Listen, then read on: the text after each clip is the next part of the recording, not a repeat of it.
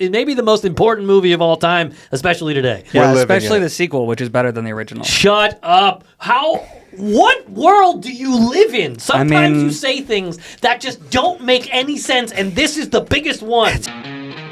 We come to this place for magic, to laugh, To cry. To care. but most importantly, to argue about movies. We are The Box Office Buds. My name is Tony Squares. As always, I'm joined by Kellerman and Mr. Cheese himself. We are in a fantasy movie league. We've drafted 5 movies each. Whoever makes the most money in the worldwide box office wins the league at the end of the year. And today, we're talking about Snow White, baby. That movie came out. One of our competitors had it. We'll talk about how poorly it did. Shocking. We have another movie coming out. Mr. Jason Statham himself is back in the movie theater business. But the big topic of discussion today. Did he leave? He won't quit. The man won't quit. The big topic of discussion today, where I might get a little bit agitated, is the future of AI use in the world of movies. A studio that is using AI, a talent-driven AI, to make 30 films over the next 4 years. Big conversations to be had, but also the biggest one, and the one that worries me the most, is one of the movies that yours truly has on his fantasy movie league team has been pushed to 2026. We just talked about it so much in the last episode, too. We did. Yeah. We Sorry, did. The Bride. The Bride. We'll see you in 2026. So you're going to have to pick another one, sir, and we're going to do it live on the broadcast I'm at the end very of the curious. episode. Very excited. Stick around for that. It's going to be funny. We're going to laugh at him, and we're going to make fun of him. So we'll see. It's a tough day for the defending champion of Sure is. 2024. It's not looking good. It's not looking good. But let's break down the tough day that Snow White had. Snow White, we all said it was going to be well over 50 million, 52 million, and for the first time on this show, all 3 of us agreed on an over-under and got it incorrect. Yeah. I'm very disappointed in all of us. We talked about how controversial the movie was, things surrounding the movie, how the 2 leads of the movie don't seem... I'm not going to put words in their I'm mouth. pretty It mad was at not myself working because at itself. I laid out non-controversy reasons why it wouldn't Yes. make money, and then I was like, you know what? It's making $62 $62. million. Well, it's still the latest live-action Disney I movie. thought it was gonna- By all means, it should have made over 50 million. And then I saw it got good reviews, so I was like, all right, it doesn't It matter. It's supposed to... People love Rachel. How she singing Ziegler. that she had. Ziegler. Yeah, I mean, if you people loved certain parts of that movie. Didn't matter because they didn't go and see it. 43 million domestically opening weekend, well under the number that we had projected. 87 Dumbo million numbers. We're looking worldwide. at Dumbo numbers. That's Wow. bad. When Snow White hits Dumbo numbers, that's pretty dang bad. Now, Kellerman, you saw this movie. He has a review of him in the theater watching the movie, coming out of the movie, how joyous he was after said movie. He was dancing in the streets, whistling while he worked. Kellerman, what do you think of the movie? Spoiler-free review, my friend. What's interesting about Snow White is that it is the most unlike its original cartoon I think that's cool. animated movie. Do you? I do. Well, I didn't. I think it would have been better and more enjoyable if really they had mostly stuck to the original. And I feel that way because I spent most of the movie trying to figure out exactly who the audience for the movie is. What even is the age group for this movie? Because, I mean, it's too scary for children, you know what I mean? Yep. At least the beginning and the end, too scary for children. The things that I think of from the classic movie that are the most for the kids, the dwarves and the animals helping clean and all that stuff, all of that was so minimized to make room for an almost completely different story, which it starts with her being a princess rather than, I mean, it starts, that's not a spoiler, I hope. It starts that way. Yeah, go for She's it. a princess in this movie, not a regular person who becomes a princess at the end. Sure. And that's fine. That's a great starting point, I think. But what they do with it and the way that it just... I really didn't know what to make of it. It wasn't for adults. It wasn't for young kids. Maybe middle-aged kids would find it interesting. Middle-aged or kids. like teenagers who think Ziegler is pretty or something. I just could not figure out who would enjoy that movie, and it actually really surprises me that to hear you say that a lot of people liked it. It started off getting good reviews, and then it just plummeted, and now we're at 43%. I know it's way too early for this, but I heard Gal Gadot's getting an Oscar nomination. What? You're kidding, right? Yeah. Okay, because she is one of the most laughable parts of the movie. Sure. And She's it's not so a great weird. actress. She's not a great actress. The weirdest thing about her performance, in my opinion, is that Zegler made such a big deal in all the press about how this is like, of female empowerment and that all that stuff. Yeah. And Gal Gadot's version of the witch is such a petulant child. It's so silly and it completely works against that particular theme, in my opinion. I don't believe after what you said, you would recommend anyone going to see this, even Alex, who has a kid himself. I certainly wouldn't recommend it because he has a kid or something like that. I would say go see it if you really like Rachel Zegler. She's got a beautiful voice. She's great. Her voice is like incredible. She's got an incredible voice. I didn't really understand there's a bunch of new songs in the movie. I didn't understand why they chose what they chose. Any bangers? They got a pad time, man. They weren't all bad, but you know what? I went back home afterwards and I rewatched the original just to see like how different it was. It's so different. It's wildly different. Wow. And I couldn't really understand why. There's a huge scene in the original where the animals help her clean the house. That's not there? No. She cleans it with the dwarves. It's actually the only big scene with the dwarves, other than their song. Okay. All right. So if you had to rate this movie, I would. Zegler was great. It did visually. It was very interesting, and I didn't have a problem with the way that the dwarves looked. I know a lot of people do. I'll give it 4 Zeglers. 4 Zeglers. All right, well, 4 Zeglers it is. I'm not going to see that movie. It's not making any more money. $43 million domestically, $87 million worldwide. $43 million is still unbelievable to me, to be clear. Even with the fact that I didn't like it, I still think it should have made more than that. Ben Rosen is the 4th person to enter into the fray of our fantasy movie league. You can see the standings on the screen right now. He is still in 4th place because that movie has not caught Mickey 17. Crazy. It has not caught Dogman, of all things, which is still making money. And Captain America finally hits $400 million worldwide. Finally. Good for you. It's been tough runnings for this box office movie league overall in 2025. More on that later. Real What's quick, up, Kellen? What's wild is the Dogman is the only movie that's come out in the league that hasn't been a major disappointment. Yeah, fantastic. It's fantastic. overperformed somehow. Real quick, you had 350 for the entirety. You had 475 for the entirety of Snow White, and I had 650. Yikes. I What would thought you I do way now? undershot it. What I would thought you I say way undershot now? it, I but now think I think I'm sitting pretty. You're on my pretty bet. close. What would you say now? If that makes $250,000, I think that's where it's going to land. $87 million in the first Really week. tough. Yeah, That's unbelievable. Yeah. That's terrible. it's rough. It's rough. I And mean, you got Minecraft coming out next week, which we will talk about next week, Yeah, sadly. But that's going to baby. steal a lot of the kids, the Minecraft's teenage stealing viewers. the Everybody. entirety of Snow White. Snow White's gonna. I would be shocked if it holds on to 50%. That's going to be a big drop off. That's more than enough conversation about Snow White. I am ready to never talk about it again until we give out some type of Razzies award at the end of the year. Now we have to talk about the king of Razzies himself. There is many movies coming out this weekend, many you can choose from. I know Kellerman wants to talk about the 7 that none of you will have ever heard about or will see. But instead, we're going to focus on a man who keeps delivering at the box office. Last year, Jason Statham. he had The Beekeeper. And The Beekeeper somehow made, much more than Snow White is going to be making. They have about 187 worldwide for said Beekeeper. Wow. Now we're into A Working Man.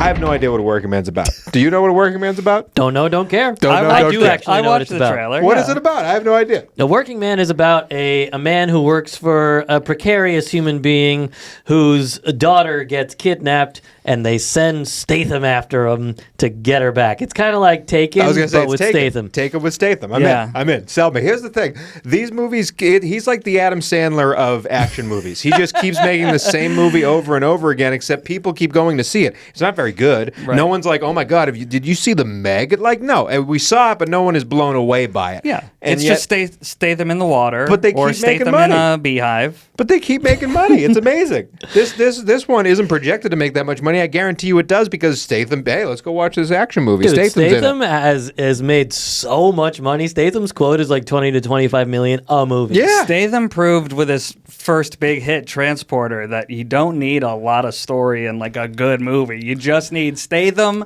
looking sexy as hell, beating people up.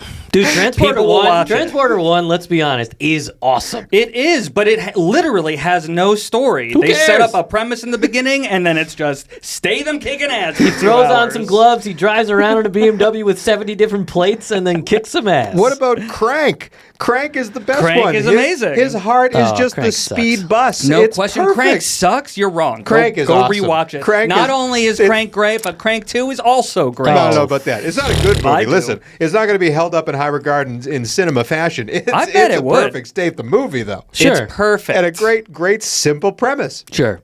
Incredible premise. And there's been a lot of movies since that have kind of taken different versions of it. Yeah.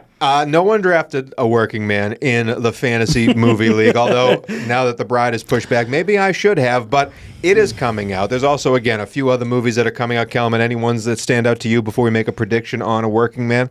Death of a Unicorn. That's kind of coming out. awesome. Woman in the Yard. I love a good Horror movie? Horror Great movie? poster. Yeah, looks Great We got great. poster it Blumhouse has. and A24 along with Statham. It's a very, very diverse mixed weekend. bag. Yeah. Yeah. Now, we are not going to make a prediction for Woman in the Yard, Death of a Unicorn, although those movies do look awesome. I'm sure you're going to see all of them. We are going to make a prediction for A Working Man. Again, Alche has already described what the movie is about. I still don't know.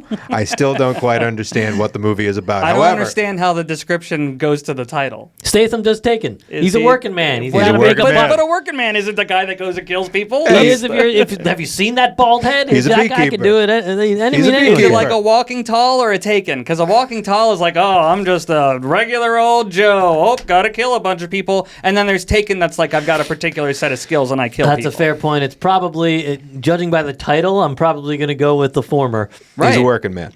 Okay. He's a working man, Kelman. You don't need to know anything else. You really What don't. we do need to I know- still want to see no, it. actually, I forgot a key plot Oh, point. tell us. He is a former military. Okay. He's a former military man. Yes, prior to his working for this man. So he's got a particular set of skills for sure. We don't even know who the men are. We don't even know who the men are, but he's working them. And we're going to guess what the over-under is for the domestic. Now, normally I come up with this number based on ranges that Not are anymore. out there. I've been kicked off the pedestal. Yeah. Okay, I have a 4-2 record. Alche has a 4-2 record. This idiot is at 500, completely even, as many wins as losses. And for some reason, they've kicked me off of the pedestal. I am still said host of this show. I am still the defending champion of the Fantasy Movie League All right, from relax. 2024. It's okay. You don't have to do I'm all ready the to things. quit after your description of movies- yourself in this segment. My movies have been pushed to 2026. I am falling apart at the helm, and they still take more from me. And they've taken this job from me as well. And so, I don't know what the number's going to be. Our producer, who is also the commissioner of our league, this battle axe behind the camera right now, is going to hand me a number. And that's the number we're going to guess over or under domestically opening weekend for A Working Man. TJ, the number. When you're ready, sir. I can't reach that far. This is written on what I believe to be a cutout from a popcorn bucket. And the number for Jason Statham, A Working Man, is 12 million domestically. 12 million domestically. Will that go over or under 12 million domestically opening weekend? I will go first because, again, as the host, I usually go last. I want to have no qualms here. Yes, I already love this decision. I want to have nobody coming after me saying, like, Tony cheats the system. No, I don't even have the number, and I'll go first before everybody else. Give it to 12 us. million, Jason Statham, A Working Man, under. Ooh. Under. I love Jason Statham. There's 3 other movies coming out. People will still see Snow White, and nobody goes to the box office anymore. Nobody goes to theaters anymore, and this trend continues. This is going under. I thought 12 was far too high for this number by the first ever number giver in TJ behind the camera. Critiquing the number giver. Come on. Alche, you were also 4-2. I took the under. What is the number you're going to give? You know, I didn't know this movie was coming out until our last production meeting. Yep. So, however, I am going over. He's going over. He's going over. You believe in the Statham. Wow. No one knew the Bee. Did you know the Beekeeper was coming out and it made $186 million? Some people are showing up. $12 million isn't that much.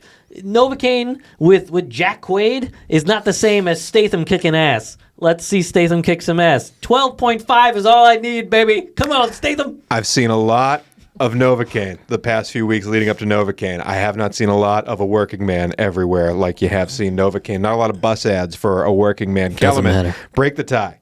Over or under 12 million? Man, I'm really torn. Because you're right.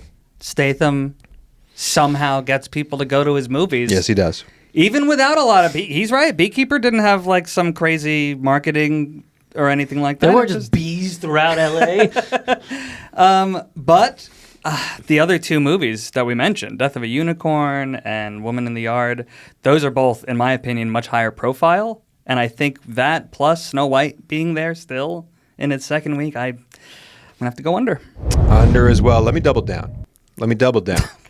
This guy. I'm not ready to be done with this because I was angered that they took me off the perch of picking the If you number couldn't for this tell. movie. He was angered. I'm going to double down. I'm going to say Woman in the Yard beats out Jason Statham's, what's it called? A Working Man. Still Great. don't know what he does. He's a man who does work. I think Woman in the Yard beats it out. He's a working man. Great. Whoever, fine, I'll bet you right now that a working man does better. And if a working man does better, you have to do a Jason Statham accented video for Instagram. I mean, Okay, wait. that's a I failure want to of a make video. this a three-way bet. No one's good. No, you're going to take Death of a Unicorn? I'm going to take Death of a Unicorn. And so who has to do the third place bet? Who has to do the Jason Statham voice? Whoever Now there's two losers does the in a least. three-place bet. Whoever finishes whichever third movie place. does the worst. Whichever movie does You're the taking worst a working man. You're taking has a Statham Woman in the Yard. accented reach around my. has a Statham accented Instagram video coming to a social media near you. I'm so bad at accents. So Fantastic. really, I'm it's terrible not at me. accents too. That's perfect. But that is it for the movies that have come out and will come out. Again, I am picking a new movie for my team at the end of this video. It's time to take a little bit of a break because we have to talk about a much bigger subject, and it's coming up next.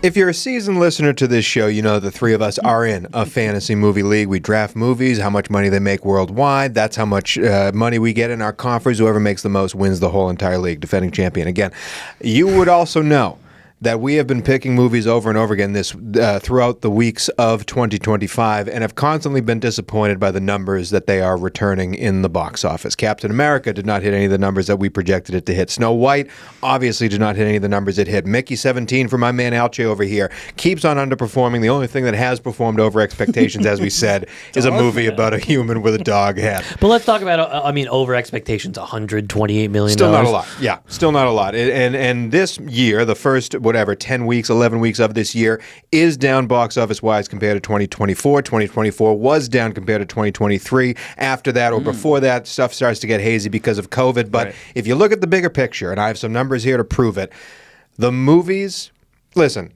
COVID ruined a lot of businesses out there, of markets out there. The one that has struggled to come back the most, arguably, is the movie business. And I have some numbers to prove that before we get into our discussion about a studio we want to get into here. Since the turn of the century, the highest number of tickets sold in a single calendar year was 1.575 billion tickets domestically. That happened in 2002. Okay, obviously the average price of a ticket was a little bit different, only $5.81 average price of a ticket, but still, 1.575 tickets were sold. Movies. Great year for movies. 1.575 billion, okay? Now, if you go to 2019, the year before COVID, we were at 1.225 billion. So about a 20% decrease, but not exactly like you'd be worried about that decrease, but that's something you can rebound from, okay? Sure. We're not a dying market. It's like a Tesla stock. All right? The last 3 years on average, we are at 800 million tickets sold per year. That is a 50% decrease from that 2002 high. And this year so far, we're on the same track. Again, the average ticket price has gone up. It was $5.61 in 2002. It's now $11 a ticket. I understand people not affording to go to the movies, but 50% decrease. 2002 was a wildly different time, too. Blockbuster still existed. Absolutely. Oh, those were the what I mean? days. God, I miss Blockbuster. Netflix ruined it all. But even that, even like stuff that did exist that would help ticket sales, like that AMC movie ticket stuff. Yeah, you pay an X amount of fee per month to get as many tickets as you want. That counts as a ticket sold, and still those numbers aren't hitting where they're supposed to. This business, the movie business, is terribly struggling right now. And on the opposite side, it's not getting any cheaper to make these movies. We just saw Electric State, which was made for a streamer. What was that, $350 million? $320 million box office, and that is absolute trash. $320 million budget, yeah. Thrown away. Thrown in the garbage. And we've seen these movie budgets go up and up and up and up and up. Does that worry you at all? Because I know you are trying to make a living in this business. You are an absolute movie lover, also trying to get your own movies made in this business. Does that death of cinema scare you at all, or is it just a Chicken Little sky is falling situation where you believe the movies are never going to go anywhere? I think the second one, I think they'll evolve. I don't think that. I think people will go to the theater to see movies forever. What that looks like, will it be as big of a metric in the future? Maybe not. Yeah. I definitely think it is. And to comment on the point you made about Electric State. And just to comment on what you said about Electric State, a lot of times these studios are making movies and they don't know how they're going to release it. And then once they've made it, then they're like, okay, now let's crunch the numbers, and it's like, okay, a guaranteed amount from Amazon or Netflix or whoever might be less of a risk for our investors than releasing it in theaters, where we might make more, but we also might not. And we don't want to get this wrong. There are still huge successes in the movie industry. True. Last year, Very Inside true. Out 2 made one of the top 10 grossing Of all time. And then also Deadpool and Wolverine, which was on my team, helped me win the whole thing. Excellent return for how much for an R-rated movie. So there are still we had Barbie and Oppenheimer last year. Absolute success stories out there. This is more of a bigger picture thing, Alche. So again, I ask you, is this more of a fear factor thing, or is this a real thing that kind of needs to be adjusted and attacked the way we do movies? I think it's absolutely a real thing. I think we're only going to be seeing successes from like the juggernauts. We're not going to be seeing things like fall through the cracks of like an indie all of a sudden making $350 to $600 million as regularly as we may have used to. Like, It Ends With Us last year was a $40 million budget still, and it made $350 million. Like, you're not going to see a $10 million movie all of a sudden blow up anymore. Like, that is super rare. That $40 million It Ends With Us budget, does that count the legal fees or no? I don't know. But I do think it's also dependent on the economy in general. I mean, last year people were going to movies, even though everyone was saying the economy wasn't good. Okay. And this year, everyone is broke. Everyone is really worried about their dollars and worried about what's going to happen next. And we're seeing that in real time affect the box office greatly. But also, there hasn't been some amazing critical success come out yet. There hasn't been a thing that everybody's talking about yet. That's fair. Well, just wait until Minecraft next week. Can't wait. That's my movie, to remind the audience. This is a part of a bigger discussion. That was a big lead-in because of something that could potentially, I don't know if solve these problems is the answer I want to give, but be an answer to some of these problems on how to change movies moving forward. And it has to do with that lovely word, artificial intelligence, AI. There is a movie studio out there called Staircase Studios, right? Staircase Studios. Staircase Studios. And they are an AI movie studio, but they want to call themselves a talent-driven AI movie studio. They are buying scripts. They want to make 30 movies over the next 3 to 4 years, buying scripts that have been out there by writers, by directors, these passion projects that aren't getting picked up by studios, that aren't getting made, that have been living on the blacklist, which is, you can write a script on there, have people read it and be like, oh, this is great, and then no one's picked it up for years. They're taking these scripts and making these projects using an AI engine, but calling themselves talent-driven. They say each one of these movies could be under $500,000 in budget per movie, and they have released their first trailer, which we have linked in our bio if you want to check that out. They have also been doing a marketing campaign, okay? They have been all over any website you want to look up. Put this studio into your Google machine. You'll see a bunch of marketing articles out there, including an appearance on a podcast called The Town, which is Matt Bellamy. It's on The Ringer, a half-hour podcast with the CEO of this studio. 4 years, 30 movies, AI studio, $500,000 budget or below. You guys listen to this podcast. We all did. Yeah. Going into it, what are your thoughts about the idea of having a talent-driven AI studio make these movies that haven't been told? You are the writer. You have scripts out there that could be picked up by the studio. Obviously, as an artist, I think that it's more interesting to me than an AI company that just replaces everybody with. Technically, in order to produce an AI image or video or whatever, you only need a writer to write a prompt to generate that.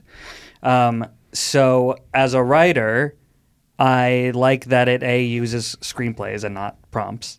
You know what I mean? Mm-hmm. And I think that.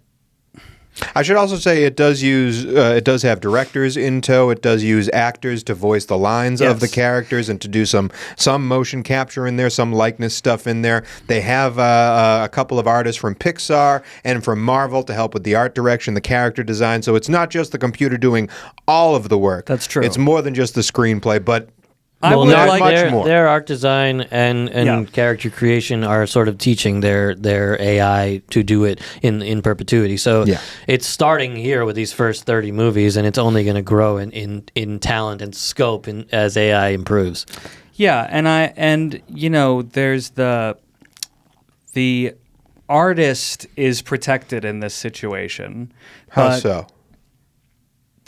Maybe protected was the wrong word, but I feel the artist is still being put at the front of the work. It's still, they're pushing that it's written by this person, it's directed by this person, these are the actors starring in it, these are the costume designers. It still has a lot of those same people.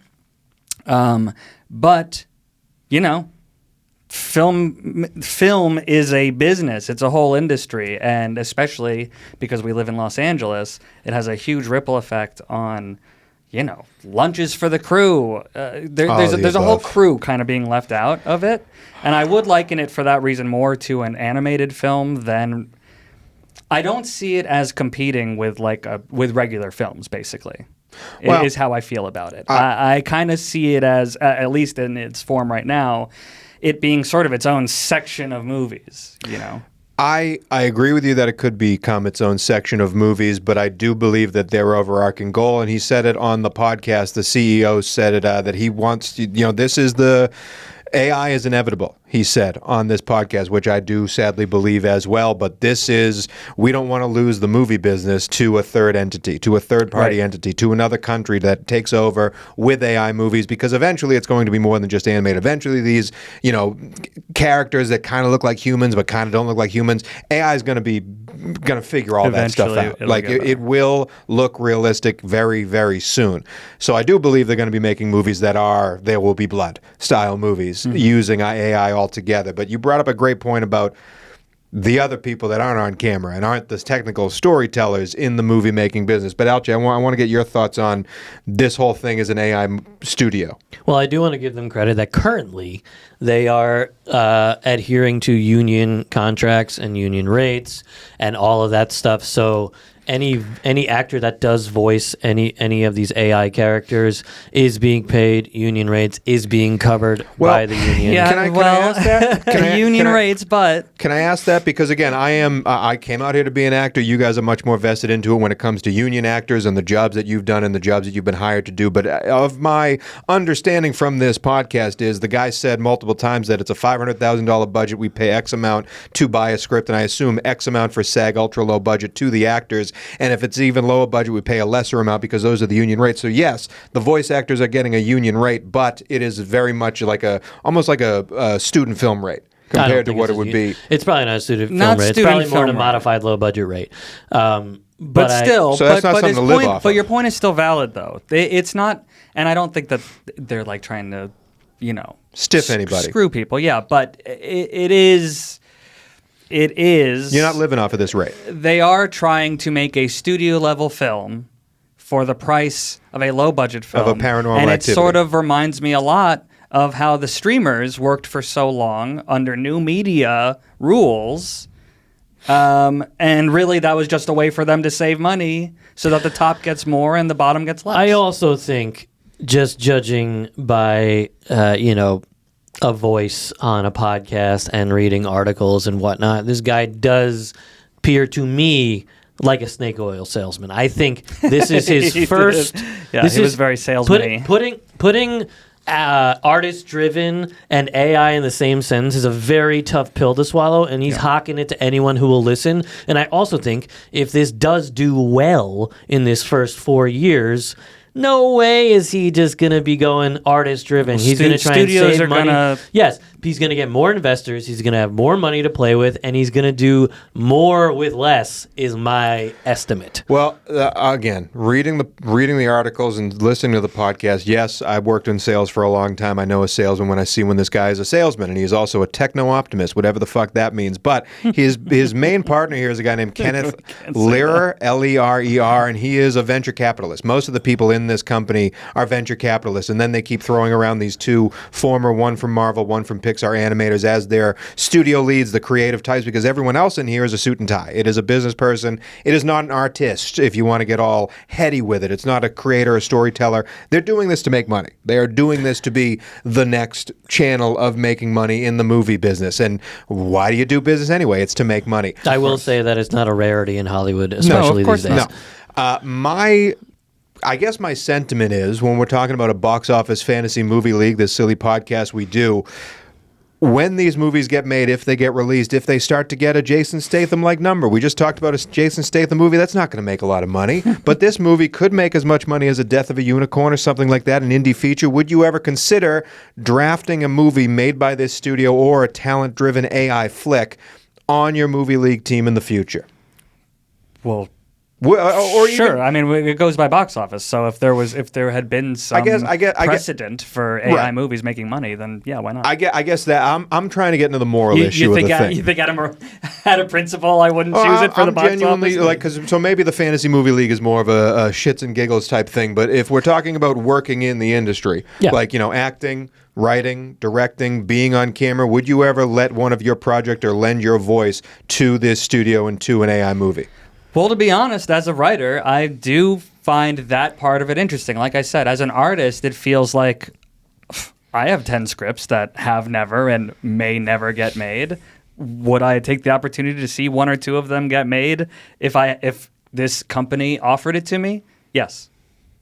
Almost no question, because it's something that wouldn't exist otherwise. It just won't ever get made. It's not future jobs that we're taking away from people. Is just something that would not exist, that we are able to make it exist, and it does employ people. It just employs a much smaller number of people than a typical production would, but people would still get employed. Again, they would pay me union minimum rates or whatever for a low budget. There wouldn't be a bidding war for my script like there would in traditional Yeah, I think what is studio, kind of BS is that the writer's fee is like 25 to 26 grand, and that is some BS rates. I know it sounds one movie a year. I know it sounds like a decent amount of money, but Hallmark writers get paid 50 to 70 grand a script, right? And that is a non-union project, and they make 10 movies a year. Yes, and again, I want to. I'm not calling you out or anyone else out. When you say that you are okay having your project get made because it would never get made, this is creating jobs for, as we said, the writer, the director, the artist that's working on this, the actors that could be voicing those lines. It is taking away so many more jobs than it is creating. And the guy on the podcast said, because Matt Bellamy, not my favorite guy to have this conversation with, I don't think he did a very good job of sticking some questions on this CEO as he came through with all the sales speak. But one of the examples he led off with was when elevators became operated, elevator operators became, they found other jobs. Yeah. And he answered that, he used that as an answer to when Matt Bellamy asked, so what do you talk about the visual people out there, the people who make effects and work on CGI and work on all that stuff? And he essentially coined it as, we will let the chips fall where they may when it comes to, like, innovation has never not created more jobs. People have had just to change the jobs that they've had. These aren't just jobs. That's what the CEO said. But this does actually this is reduce literally the number point of jobs. of AI. That's what the CEO this said. will reduce the number is of jobs. to automate and optimize.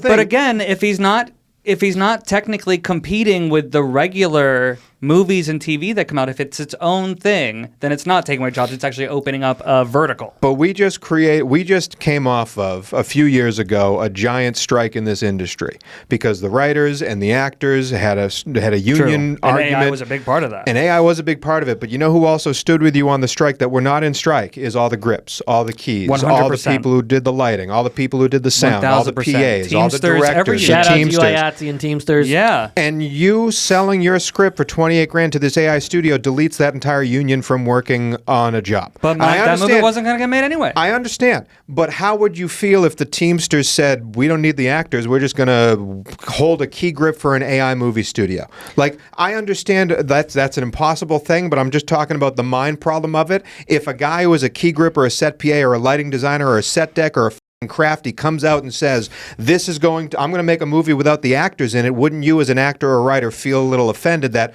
well, they're just working for themselves now? What happened to the unity? What happened to this industry being a collective? Absolutely. What is more pertinent to me and is a bigger problem is, let's say this artist-driven studio, which is only doing scripts that weren't going to be made in the first place, does well. You think that all of a sudden this is going to be the only gig and game in town? Like, people are going to just make AI studios left and right. It's never going to go back. And it's not just going to be scripts that weren't going to be made. They're going to develop scripts with Christopher Nolan. They're going to develop scripts with XYZ and pay them $2, $3, $4, $5, $20 million.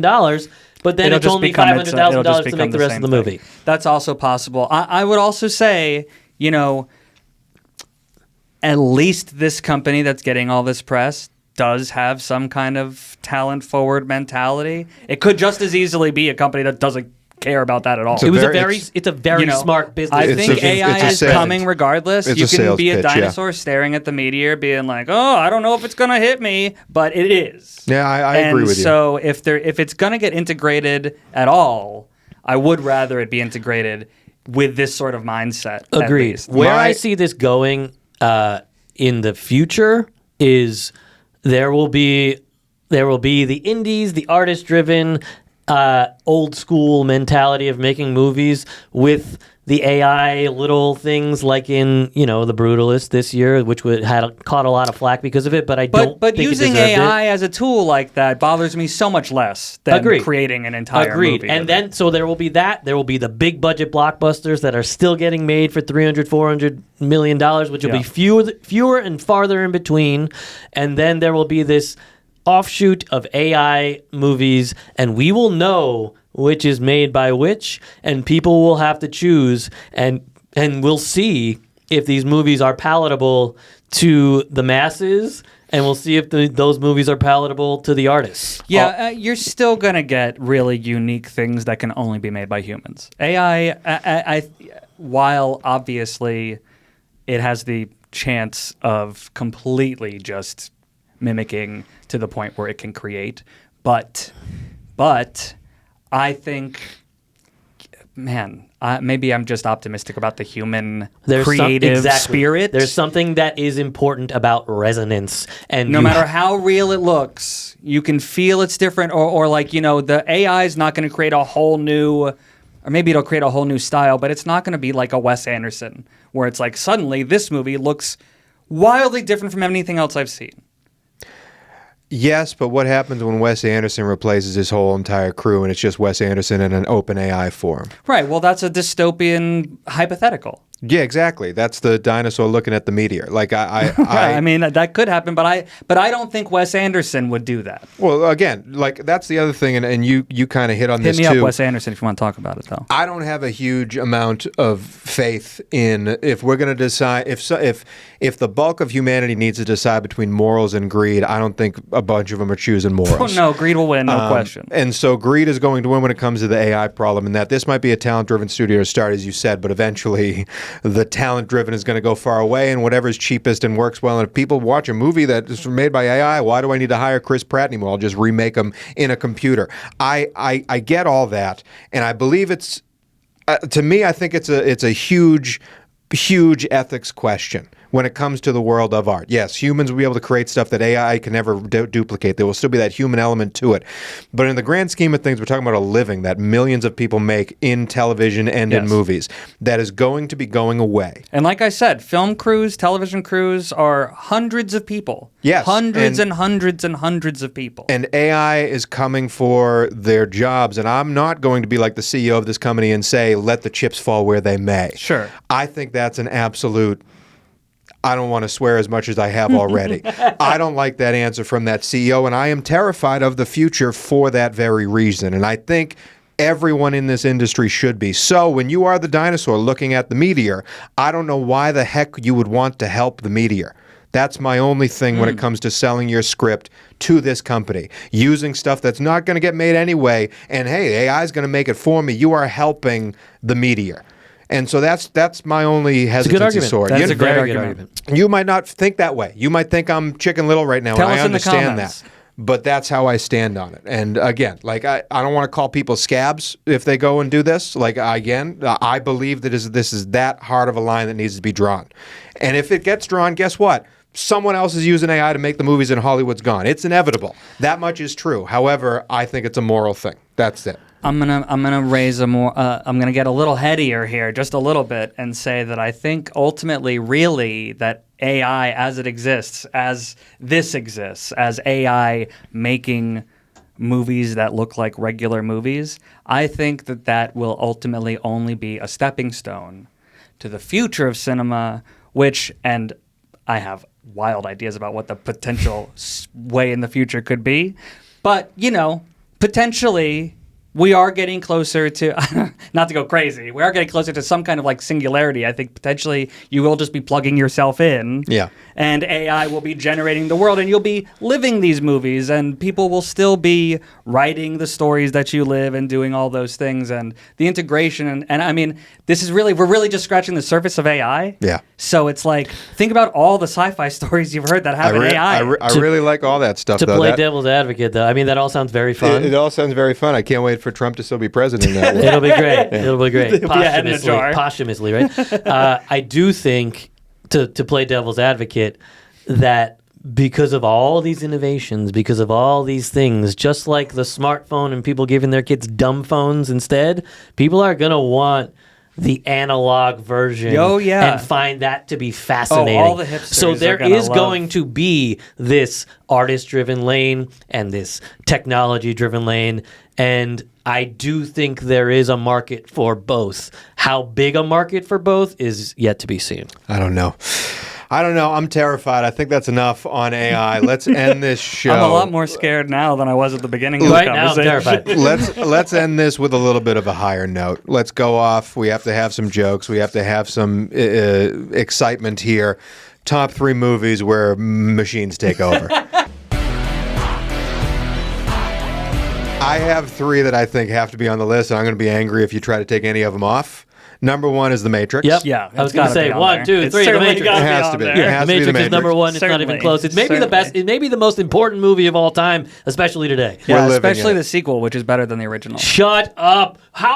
What world do you live in? Sometimes mean- you say things that just don't make any sense, and this is the biggest one. It's just the way it is. I It's can't not help it. even I'm sorry, close but to true. I'm sorry, but 2 and 3 just aesthetically have a more complete What artistic are you talking integrity, about? really, than the original. That is the craziest It's true. statement you've ever said on this podcast, and you said some insane stuff. No, Reloaded is definitely the best Matrix. Oh There's no question. my God. No question in my mind. That's the one with the dreadlock samurai guys that float through cars. Oh yes, my the God. greatest highway chase scene of all time in a movie? Absolutely. I mean, I'm not going to argue about that, but calling that better than Matrix 1, hey, we like different things. We like different things.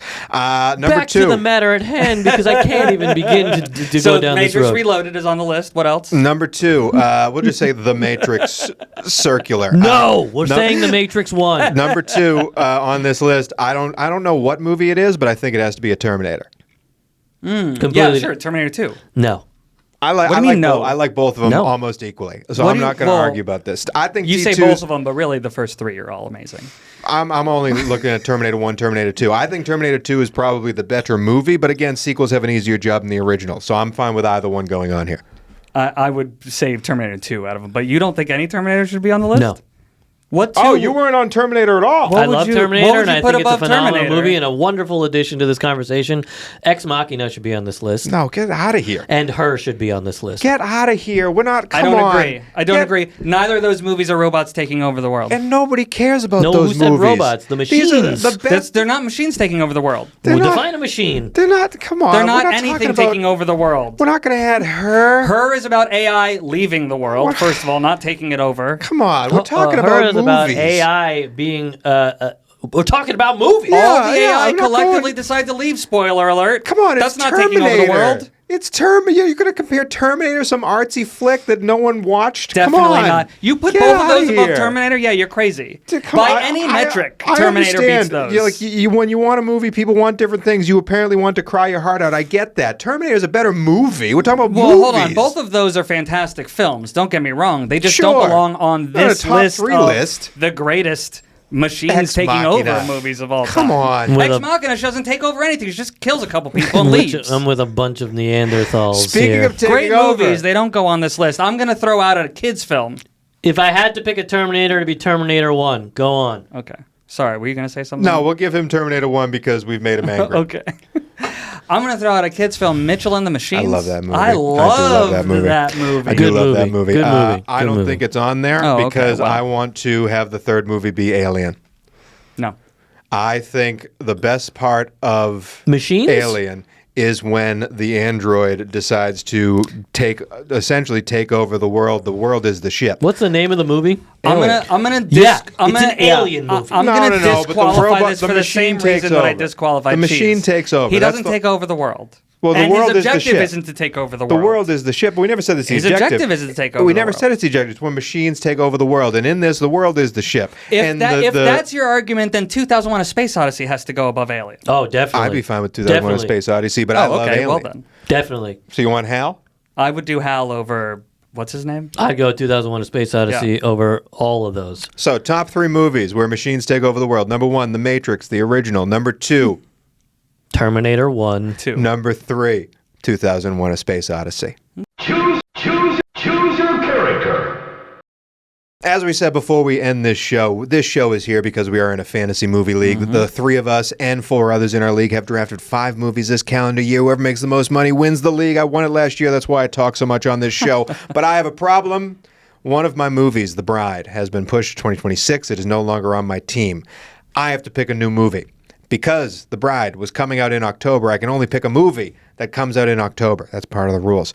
And also, there's a chance because The Bride was my indie movie this year. If you haven't seen our indie episode, it's one of the episodes on our YouTube channel. gotta be under watch and 150. see it out. If it has to make closest to 150 million worldwide, whoever does that gets a $500 million bonus in the Fantasy Movie League. It's a huge loss to not have The Bride anymore. I was graced by the commissioner behind the camera right now. He told me I can pick a movie from October, but I also can do something that's never been done on this show or in this league. I can switch one of my movies out from my regular roster of 5 movies and move it to the indie movie section, should I want to. It's not going to be Michael. It's not going to be Lilo and Stitch. It's not going to be How to Train Your Dragon because those movies are going to make a bunch of money. It's not going to be Five Nights at Freddy's 2 because that's going to make a bunch of money. I think hopefully over 150 million. My decision is, do I stick new movie in the indie category or do I stick King of Kings coming out this Easter in the indie category? Boys, I have to say, I think King of Kings is a lost cause. Oh, I Oh, yeah. 100% agree. King of Kings is not making over 150 million. It's a very It's not even safe gonna get choice. close. It's not going to make more than Downton Abbey Absolutely. 3. Absolutely. I think King of Kings is dead in the water. So King of Kings is sadly staying on my team. I'm taking the L because of how much this bonus could be if I win $500 million of a bonus. It's worth picking a new one, I think. So out of the 2 October movies, Gabby's Dollhouse and the horror movie produced by Jordan Peele called Him, a horror movie about a football player. We're going with Him. Him is the movie on my team, and Him is the movie in the Indie Movie League, and I am Him. He's him. What makes more money? Him or Downton Abbey? Him. I think Him goes over $1.50. Do you? Yeah, so I'm a little Then worried why it would goes you over. pick it? Well, I think it's my best chance. Like if it goes over 150, okay, I could have made 175 for my overall team, or if it hits 150 and I hit the 500, that's the risk I'm taking. I think him is the number. What's the other choice you're not choosing? Gabby's Dollhouse, which is a Netflix animated kids show. There's 11 seasons in 3 Oh, yeah, years. yeah. You're not going to take that over? Kids show? I just don't see Off it making. a Dogman's performance? I understand. I don't think it's going to make a lot of money. Okay. I don't think it's going to make a lot of money. Okay. I did my research on it. It's very well respected, not big overseas. I don't think it's going to make a Who lot of money. stars in him? Him, Marlon Wayans. Oh, Marlon wow. Wayans. Box office draw. Maybe, I don't know if he's a box office draw, but I love Marlon Wayans. I I'm think kidding. He's He's a absolutely fantastic not actor. a box office draw. No, he's Listen, not, there- but he's a great actor, and I think that he He is not a nothing- great actor. He's Well, a great comedian. There's I don't nothing agree. scary. Great There's nothing actor. scary coming out. If this does Nope numbers, I'm right there. And he's been in a bunch of big hits. Yeah. He sure has. His son is a great actor. Let's move on. You Him. think his son is better than him? Absolutely. Top 3 Wayans next That's episode. worse than my Matrix take by a No, long it's not. He's shot. a way better actor. He's not a better You comedian. are wrong. I'm not wrong. Have you ever seen Requiem for a Dream? Thank seen you a for lot of watching. movies. We'll be back next week. We'll be talking about Minecraft and other things should these two decide to talk to each other again. That is it for the Box Office Buds. Thanks for watching.